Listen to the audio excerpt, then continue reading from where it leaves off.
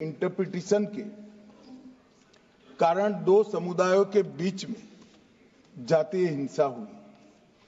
सभी सदस्यों ने इस पर काफी चिंता व्यक्त की है मान्यवर, और उन्होंने कहा कि भाई तुरंत शांति हो, पुनर्वास के लिए तुरंत प्रयास किए जाएं, केसों की न्यायिक जांच हो और जो पीड़ित है उनकी पीड़ा कम करना और उनका जो नुकसान हुआ है इसकी भरपाई होनी चाहिए। मान्यवर, दिसंबर, जनवरी, फरवरी और मार्च 4 महीने से वहां पर हिंसा नहीं है, और जहां तक कैंपों का सवाल है, पहले से ही इसके अंदर खाने पीने की व्यवस्थाएं, दवाइयां, मेडिकल सुविधाएं, ये सब सुनिश्चित कर लिया गया है। टेक्निकल एजुकेशन, मेडिकल एजुकेशन की वहां पर ऑनलाइन व्यवस्था हो चुकी है। प्राइमरी एजुकेशन के लिए कैंपों के लिए अंदर ही वहां पर वर्ग लगाए गए हैं, जहां इनकी पढ़ने की सुविधा करने का प्रयास किया गया। मैं नहीं कहता कि ये सुविधा अपने घर में रहकर बच्चा पढ़ता है इतनी अच्छी है, मगर हम सब जानते हैं मान्यवर, जब जातीय हिंसा होती है तब ये सारे प्रश्न खड़े होते हैं। मुझे लगता है कि इसको पार्टी के साथ एकदम जोड़ना नहीं चाहिए। मैं इस तरह का जवाब भी देना नहीं चाहता सदन में कि आपके समय में इतनी हिंसा हुई थी, हमारे समय में इतनी हुई, आपके समय से हमारे समय में कम हुई है। हिंसा होनी ही नहीं चाहिए। इसमें इन प्रिंसिपल किसी की इस सदन में असहमति नहीं है, परंतु पिक्चर इसी तरह से खड़ा करने का प्रयास किया कि भाई भाजपा के शासन में ही जातीय हिंसा हुई है।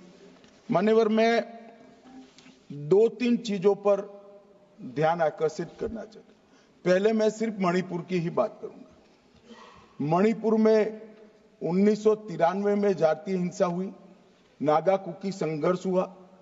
93 से 98 तक 5 साल तक चला, 750 मौतें हुई, और मान्यवर इसके अंदर छूट-फूट घटनाएं 1 दशक तक चलती रही।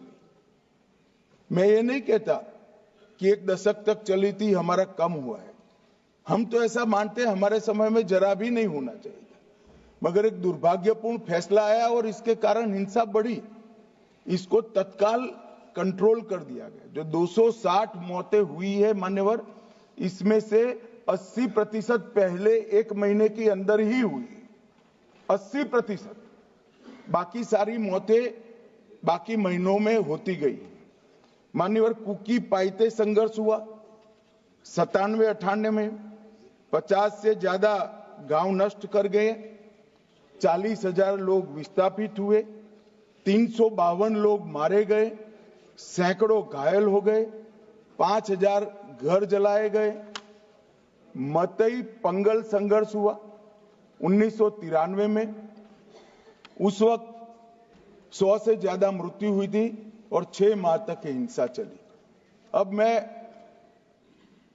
चित्र इस तरह से खड़ा कर दिया गया कि भारतीय जनता पार्टी विफल हो गई।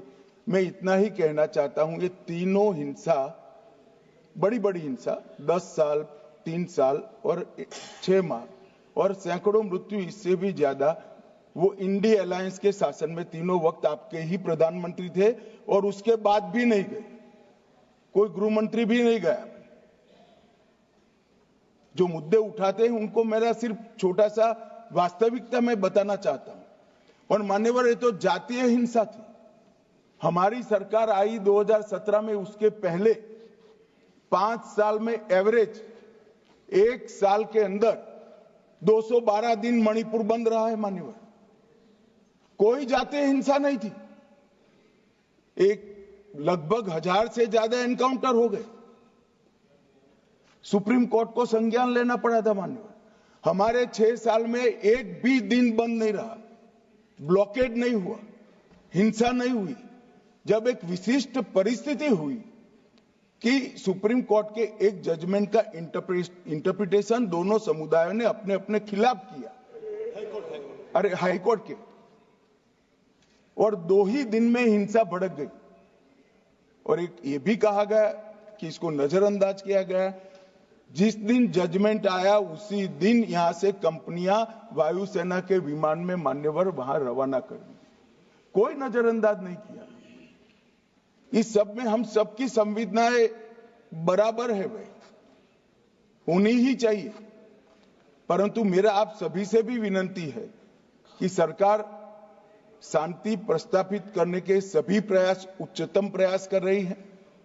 कृपया इसको पॉलिटिसाइज न करिए, और पॉलिटिसाइज करना है तो फिर डिबेट होगी, उसमें जवाब भी पॉलिटिकल देना पड़ेगा। मगर मैं ये नहीं चाहता मान्यवर, मैं चाहता हूं जिसका भी मृत्यु हुआ है इस सदन ने उसके प्रति सम्मान रखना चाहिए, संवेदना रखनी चाहिए, मन में दर्द भी रखना चाहिए।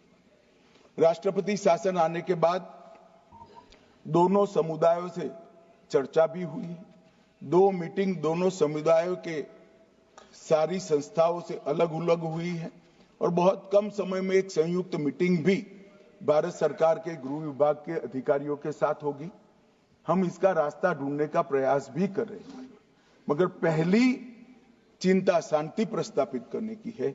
जैसा मैंने कहा, 4 महीने से एक भी मौत नहीं हुई है, 2 इंजर्ड हुए हैं, और परिस्थिति बाय एंड लार्ज कंट्रोल में। मैं नहीं कहता संतोषजनक है, जब तक ये विस्थापित कैंपों में रहे तब तक संतोष होने का सवाल ही नहीं।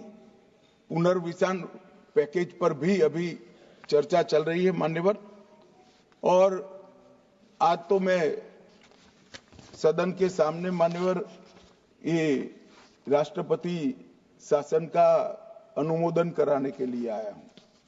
ये कहा गया कि अविश्वास प्रस्ताव, कोई अविश्वास प्रस्ताव रिकॉर्ड पर नहीं मान्यवर। कांग्रेस पार्टी के लिए अविश्वास प्रस्ताव लाने के लिए इतने विधायक ही नहीं है कि वो अविश्वास प्रस्ताव ला। ये हमारे मुख्यमंत्री ने इस्तीफा दिया, फिर राज्यपाल ने भाजपा के 37, एनपीपी के 6, एनपीएफ के 5, जेडीयू के 1 और कांग्रेस के 5 सदस्यों से चर्चा करी। जब बहुमत सदस्यों ने कहा कि हम सरकार बनाने की स्थिति में नहीं है, तब राष्ट्रपति शासन की कैबिनेट ने अनुशंसा की, जिसको राष्ट्रपति महोदय ने स्वीकारा, और जो सुप्रीम कोर्ट का जजमेंट है इसके हिसाब से मैं 2 माह के अंदर इसका अनुमोदन लेने के लिए आया हूं। मेरा सदन के सभी सदस्यों से विनती है कि सरकार